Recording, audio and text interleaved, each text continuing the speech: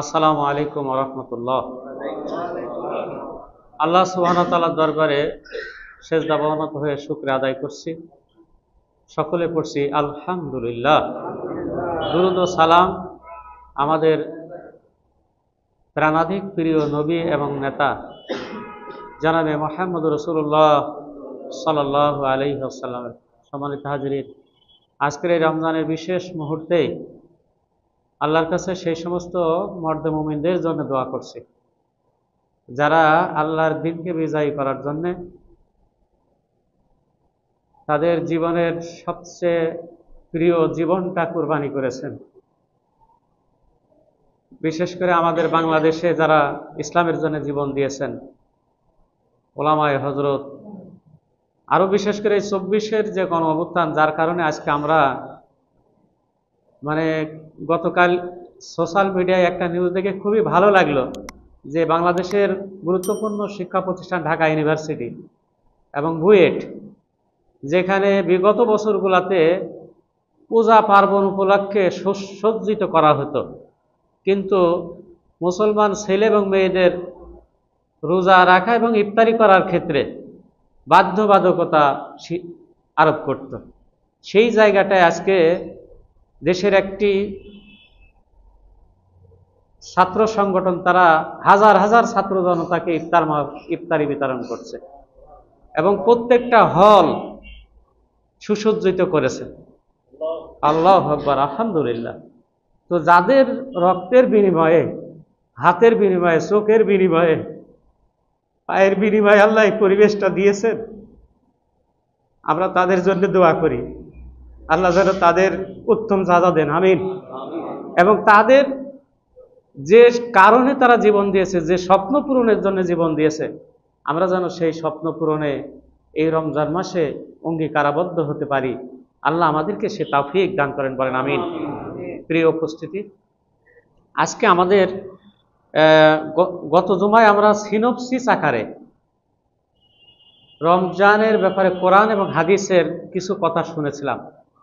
আজকে আমরা জানব সিয়াম কি এবং সিয়ামের ফজিলতটা কি, এবং কাদের সিয়াম আল্লাহর কাছে গ্রহণযোগ্য এবং কাদের সিয়াম আল্লাহর কাছে গ্রহণযোগ্য নয়। এই চারটি বিষয় কোরআন এবং হাদিসের আলোকে আমরা জানবো। আল্লাহ সুবহানাহু ওয়া তাআলা আমাদেরকে তৌফিক দান করুন, বলেন আমিন। এবং আল্লাহ আমাকে যেন তৌফিক দান করেন যে কোরআন এবং সুন্নাহর থেকে রিয়েল কথাগুলো বলার। আল্লাহ যেন তৌফিক দান করেন, সেই সাথে আমাকে আমাদের সকলকে আমল করার তৌফিক দেন, আমিন। প্রিয় উপস্থিতি, আমি কোরআনুল কারীমের সূরা বাকারার 185 নম্বর আয়াত তেলাওয়াত করেছি, যার অর্থ হচ্ছে যে শাহরু রমাদান আল্লাযী উনজিলা ফীহিল কোরআন, এটা রমজান মাস যাতে আল্লাহ কোরআন নাজিল করেছেন, যেটা হুদাল্লিন নাস, মানুষের হেদায়েতের জন্যে, ওয়াবাইনাতিম মিনাল হুদা ওয়াল ফুরকান, যা সত্য এবং মিথ্যার মাঝে সুস্পষ্ট পার্থক্য নিরূপণ করে। ফামান শাহিদা মিনকুমুশ শাহরা ফালিয়াসুম, যে ব্যক্তি এই মাসটা পাবে সে যেন রোজা রাখে। ওমান কানা মারিদান আও আলা সাফারিন ফাইদ্দাতুম মিন আইয়ামিন উখরা, আর যদি কেউ রোজা থাকে অথবা সফরে থাকে তাহলে সে পরবর্তী দিনগুলোতে যাতে এই সংখ্যাটা পূর্ণ করে দেয়। আল্লাহ তোমাদের জন্য সহজ করতে চান, কঠিন করতে চান না, যাতে করে তোমরা এই সংখ্যাটাকে পূরণ করতে পারো। এটা মনে হচ্ছে সৃজনশীল ভাষায় আল্লাহ এটা বলছেন, সুবহানাল্লাহ। সৃজনশীল ভাষায় যে বান্দা, আমি তো তোমাদের কঠিন করতে চাইনি, তোমরা যদি সমস্যা থাকে এখন রেখো না, তবে পরে এটা পূর্ণ করে দিও, সুবহানাল্লাহ। তারপরে আল্লাহ বলছেন যে এই সংখ্যাটা তোমরা পূরণ করো, ওয়ালিতুকাব্বিরুল্লাহ আলা মা হাদাকুম ওয়া লাআল্লাকুম তাশকুরুন, যাতে করে তোমরা আল্লাহর নামকে, আল্লাহর স্মরণকে, আল্লাহর শ্রেষ্ঠত্বকে সুপ্রতিষ্ঠিত করতে পারো, বলুন সুবহানাল্লাহ। প্রিয় ভাইরা, আমরা রোজা রাখি, কিন্তু রোজার যে আসল জিনিস আল্লাহর দ্বীনকে বিজয়ী করা, এইটা আমরা এই ব্যাপারে গড়িমসি করি, শিথিলতা প্রদর্শন করি, যাচ্ছি জাবানে। আবার কেউ নামাজ রোজা এগুলো করি ঠিকই, কিন্তু এই আন্দোলন নয়, বরং বাতিল মতদর্শ প্রতিষ্ঠা করার জন্য আমরা চেষ্টা করি আর নিজেদেরকে দিনদারি সাজি, নিজেদেরকে মুত্তাকি ভাবি। এটা একেবারে ফালতু, কত ভয়াবহ ফালতু, এটা বলার কোনো ভাষা আমাদের কাছে নাই। কারণ যে নবী সাল্লাল্লাহু আলাইহি সাল্লাম এসেছে মানুষের জান মাল ইজ্জত সম্মান রক্তের নিরাপত্তা দেওয়ার জন্য, সেই নবী সাল্লাল্লাহু আলাইহি সাল্লাম বদর যুদ্ধের দিন বললেন, আমার সাহাবীরা, ইন্নাকুম ফি ইয়াউমিন কিতালিন ফাফতিরু, আজকে তোমরা বদরের যুদ্ধে রয়েছে, সুতরাং যুদ্ধের ময়দানে রোজা থাকার কোনো দরকার নেই, রোজা ভেঙে ফেলো, ফাইন্না আকওয়াকুম, কারণ রোজা ভেঙে ফেলা তোমাদের জন্য শক্তি যোগাবে বাতিলের বিরুদ্ধে। বলুন সুবহানাল্লাহ। এই কাজটি আমরা করতে চাই না। আমরা কোন ফতুয়া, কোন মাসালা, কোন হুজুর আমাদেরকে ট্যাবলেট দিয়েছে যে আল্লাহর দ্বীন প্রতিষ্ঠার চেষ্টা বাদে আল্লাহর জান্নাতে যাওয়া যাবে? এটা তো কোরআন হাদিস আমি যতটুকু পড়েছি এতে তো পাওয়া যায় না। আমার মনে হয় আল্লাহ সুবহানাহু ওয়া তাআলা আমাদের সহ সকল আলেম ওলামা এবং এই জাতীয় ফিকির আমরা যারা করি, আল্লাহ যেন সকলকে আমাদেরকে হেদায়েত দেন, বলেন আমিন। প্রিয় ভাইরা, বিশ্ব নবী সাল্লাল্লাহু আলাইহি ওয়াসাল্লামের যে হাদিস দুইটা পড়েছি, বিশ্ব নবী সাল্লাল্লাহু আলাইহি ওয়াসাল্লামের হাদিস হযরতে আবু হুরায়রা রাদিয়াল্লাহু তাআলা আনহু বলছেন যে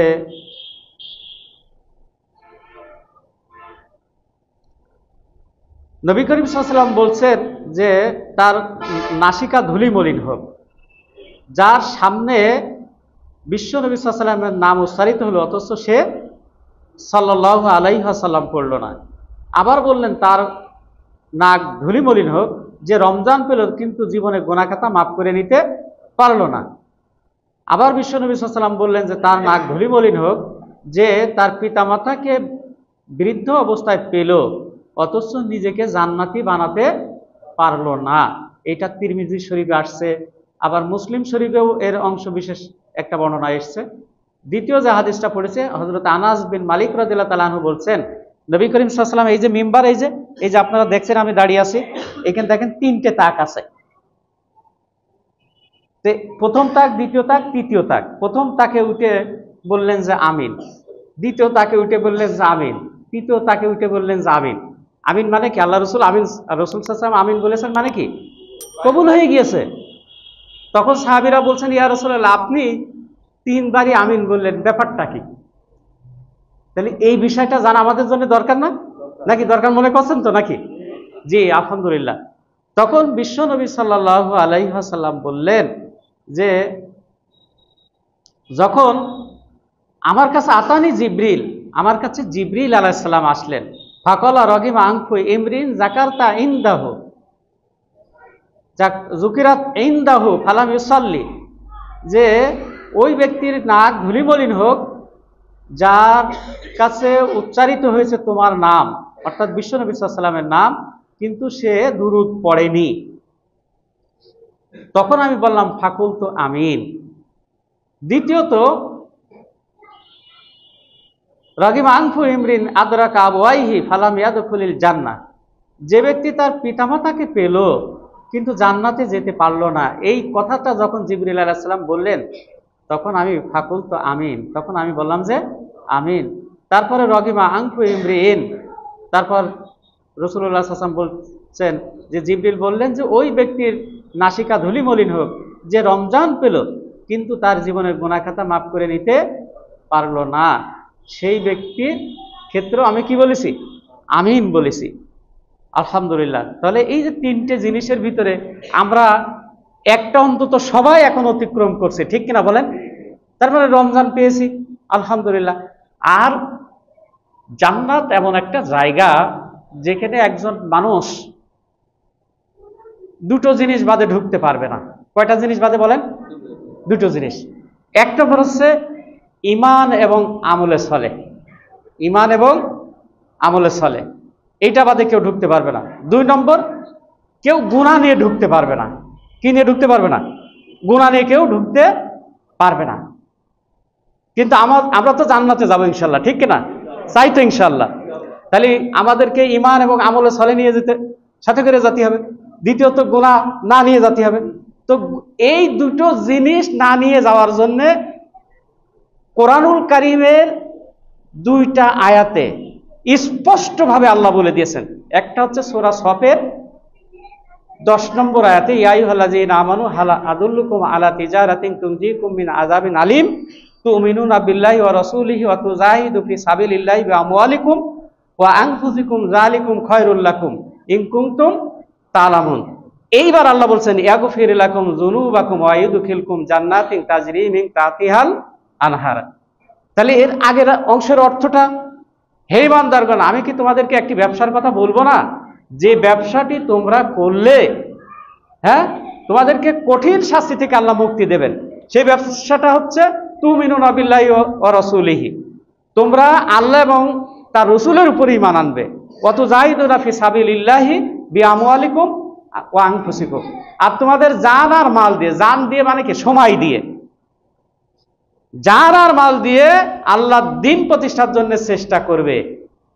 এই কাজ দুটো যদি কেউ করে তখন আল্লাহ বলছেন ইয়াগফির লাকুম যুনুবাকুম, আল্লাহ তোমাদের গুনাহগুলো মাফ করে দেবেন। বলুন সুবহানাল্লাহ। ওয়া ইউদখিলকুম জান্নাহ, আর তোমাদেরকে কোথায় প্রবেশ করবেন? জান্নাতে প্রবেশ করাবেন। আর বিশ্বনবী সাল্লাল্লাহু আলাইহি ওয়াসাল্লাম এখানে এই হাদিসে বলে দিলেন যে যে ব্যক্তি রমজান পেল সে গুনাহ মাফ করে নিতে পারলো না, সে হতভাগ্য। প্রিয় ভাইরা, রমজান মাস হচ্ছে গুনাহ মাফের মৌসুম। গুনাহ মাফের কি? গুনাহ মাফের কি মৌসুম। ঈদের আগে দেখবেন যে বিভিন্ন কোম্পানি, যে ইলেকট্রনিক্স কোম্পানিগুলা বা বড় বড় গার্মেন্টস গুলা, শপিং মলগুলা তাদের পণ্যের ডিসকাউন্ট দেয়। কি দেয়? ডিসকাউন্ট দেয় না? ডিসকাউন্ট। তা আল্লাহ আমাদেরকে এটা ডিসকাউন্ট দিয়েছে। কি দিয়েছেন? ডিসকাউন্ট দিয়েছে যে বান্দা তুমি যদি রোজা রাখো আর রোজার হক আদায় করো, অর্থাৎ রোজার চাহিদা, ডিমান্ড যদি তুমি পূরণ করো, তোমার যত গুনাহ হোক আমি আল্লাহ সুবহানাহু ওয়া তাআলা ক্ষমা করে দেবো। বলুন সুবহানাল্লাহ। তাহলে রোজার ডিমান্ড হচ্ছে যে কোরআন মেনে নেওয়া। এক কথায় কি? কোরআন মেনে নেওয়া। যদি অ্যাটেক ওয়ার্ড যদি বলতে হয় তাহলে কোরআনকে মেনে নেওয়া। কোরআন, আমরা কোরআনের কিছু বিধান মানছি, নামাজ পড়ছি, রোজা রাখছি, হজ করছি, যাকাত দিচ্ছি, কিন্তু সামগ্রিক অর্থে, আমি কয়েক জমা আগেও বলেছি, সামগ্রিক অর্থে আমার পেছনে যে নামাজ পড়ছেন আমি নিজে সুদ খাই।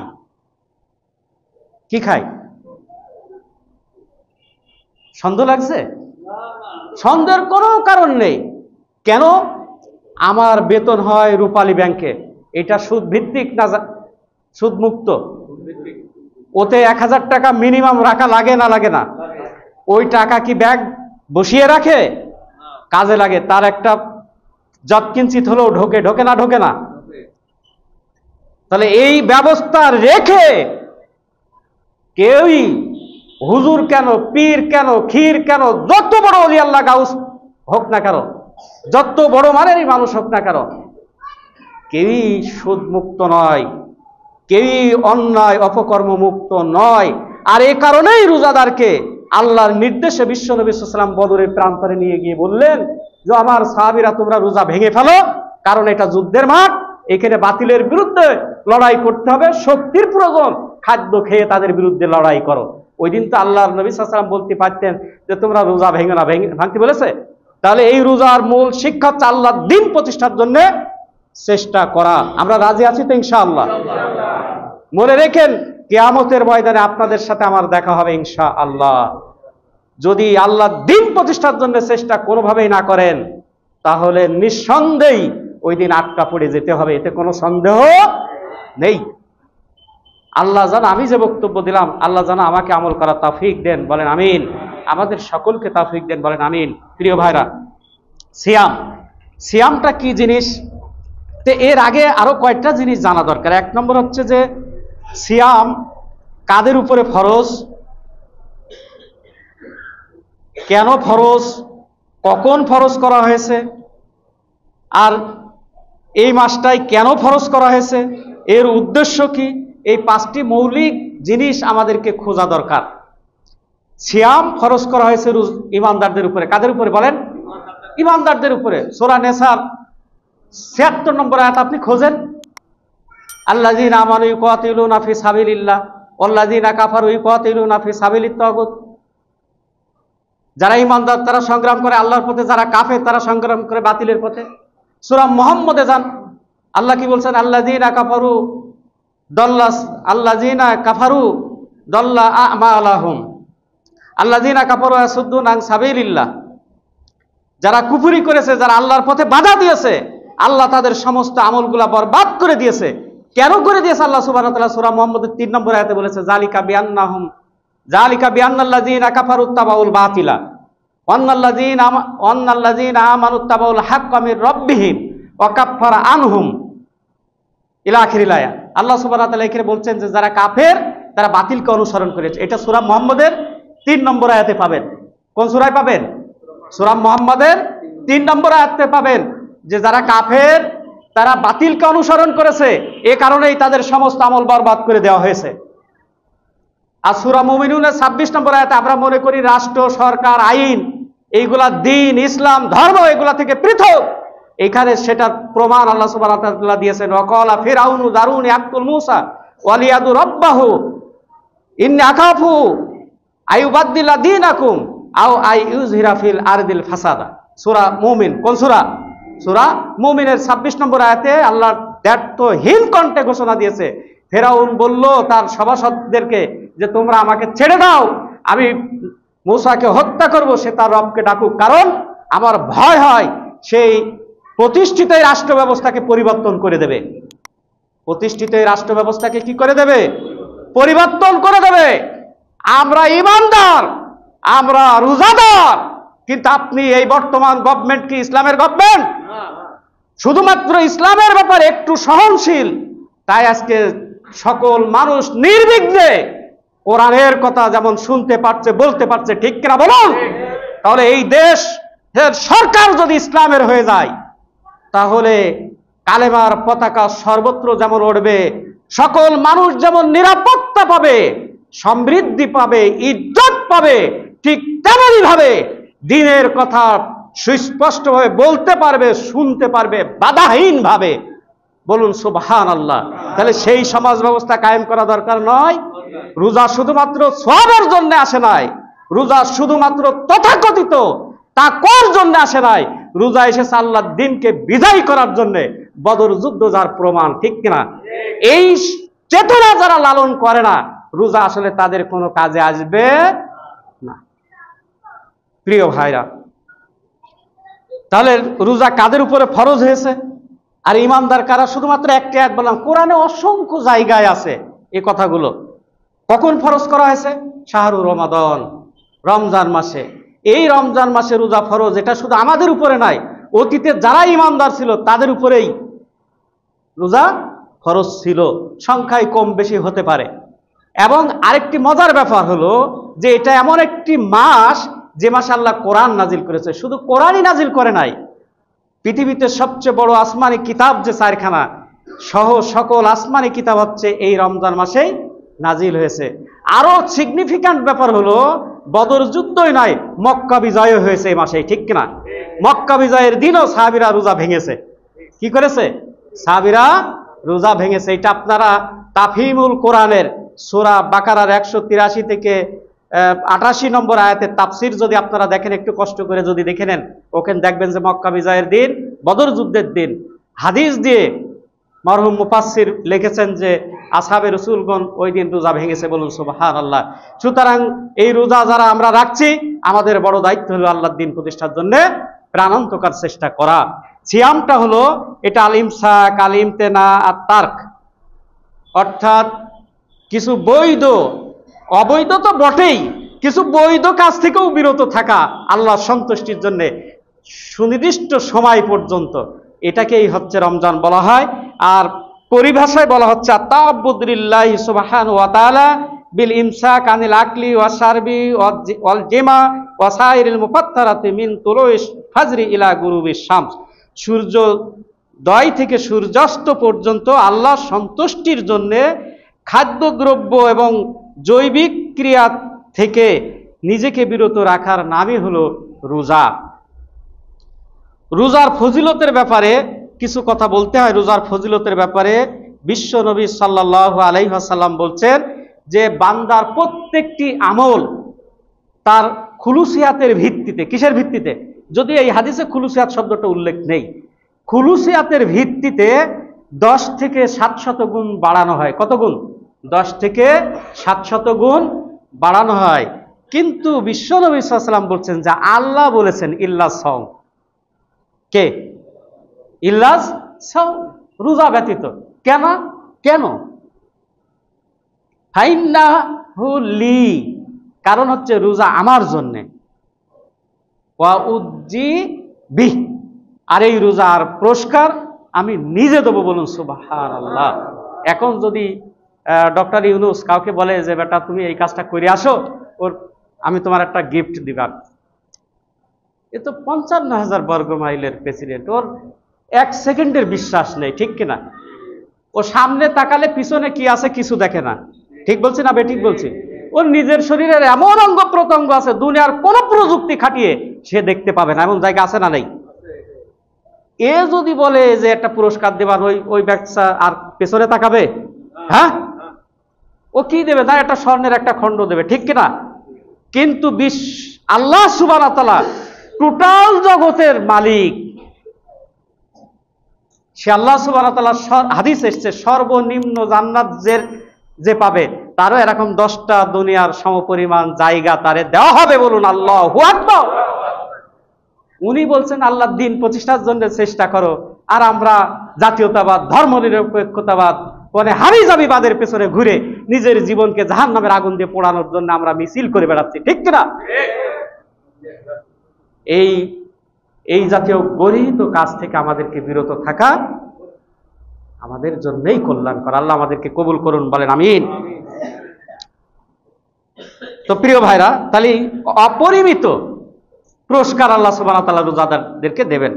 2 নম্বর হচ্ছে রোজা এমন একটি ইবাদত যেটা কিয়ামতের ময়দানে রোজাদারের জন্য সুপারিশ করবে, বলুন সুবহানাল্লাহ, এবং ওই সুপারিশটা গ্রহণযোগ্য হবে, বলুন সুবহানাল্লাহ।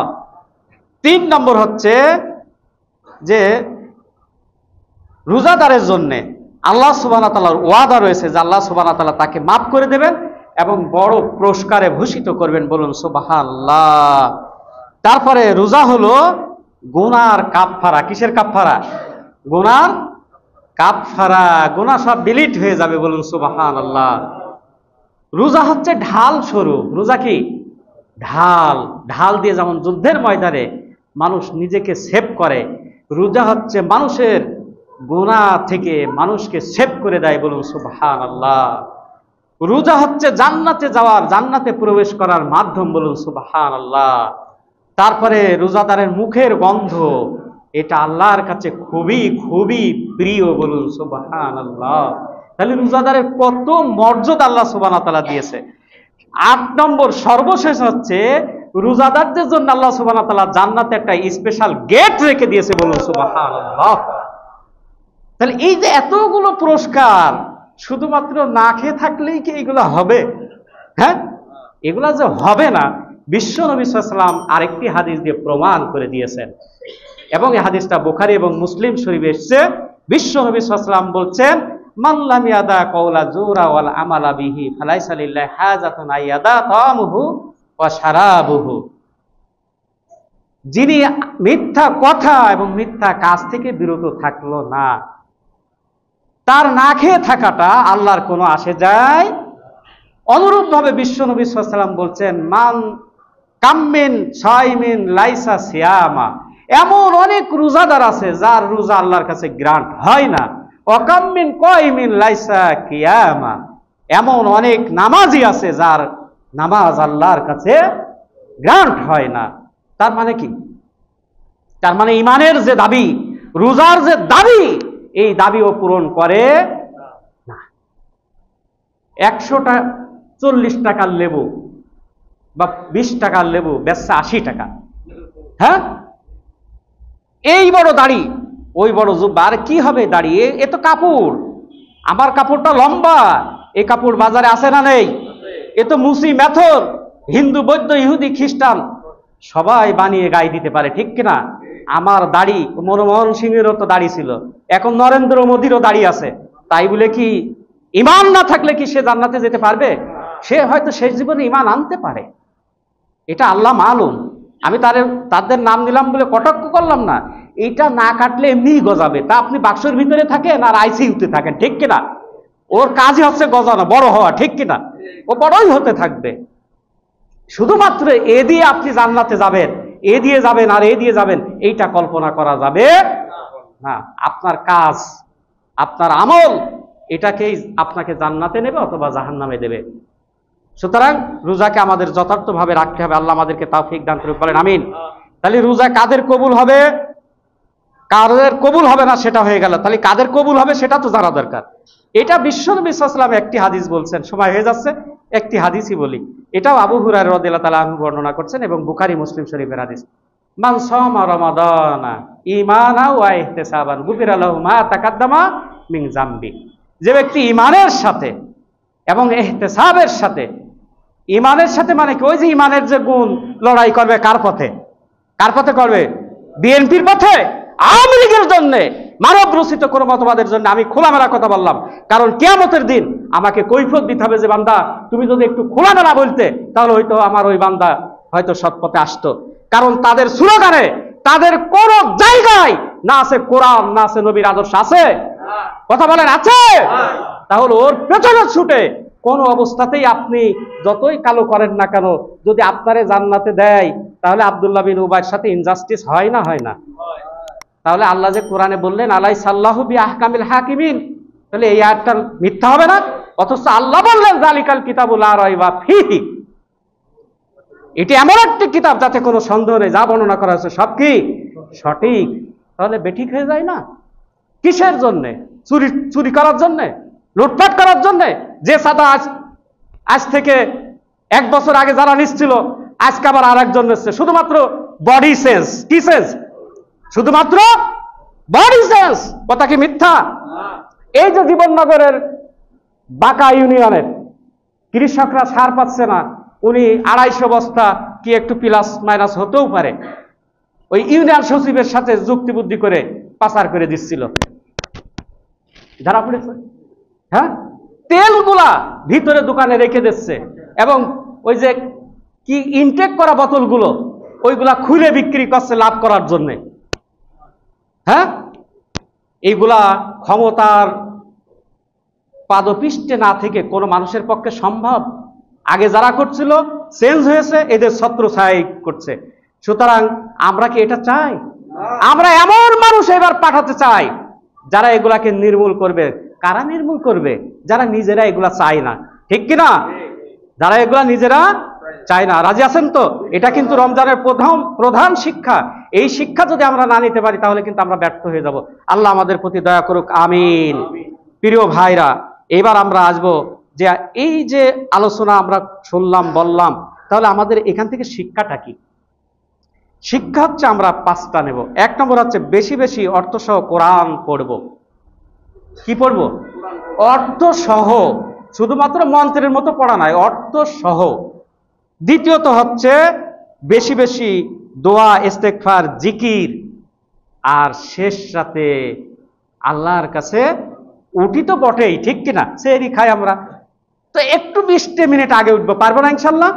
ওযু করে 2 রাকাত করে অন্তত 4 রাকাত নামাজ পড়ে আল্লাহর কাছে হাত তুলবো ইনশাল্লাহ। আল্লাহ, জীবনে যা গুনাহ করেছি তুমি সব জানো, আমার স্মৃতিপটে যা আসছে, আমার যোগ্যতায় আমার এটা মাফ হবে না, কিন্তু আমি জানি তোমার অনেক আমার চাইতে প্রিয় গোলাম আছে, মাহবুব গোলাম আছে, কিন্তু আমার তো আর কেউ নাই তুমি ছাড়া।